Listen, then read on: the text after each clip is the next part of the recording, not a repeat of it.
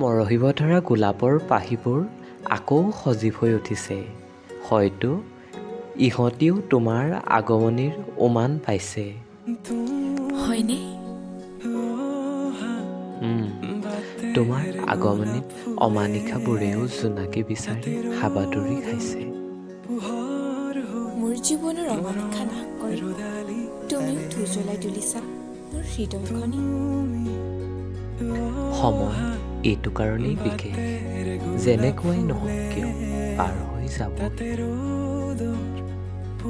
কেতিয়াবা সময় হ'ব পাৰে বিষাদৰ কাৰণ, আৰু কেতিয়াবাই নিজেই নিজৰ মনক। জীৱন এনেকুৱাইও, কেতিয়াবা যদি আনে ৰদালিৰ আশা, আকৌ কেতিয়াবা দি যায় নিদ্ৰাহীন নিশা। হয়তো সেয়েহে তোমাক পোৱাৰ হাবিয়াসত আজি সময়বোৰে নীৰৱতাৰে গতি কৰিছে। বিচৰা সকলোবোৰ যদি পোৱা হয়, তেন্তে পৃথিৱীখন কেতিয়াবাই শুদ্ধ হৈ পৰিল হয়। তথাপিও যে মনৰে কোনো ঠিক কামনাবোৰ ৰৈয়ে যায়। আচলতে আশাবোৰ আছে বাবে পৃথিৱীখন ইমান ধুনীয়া।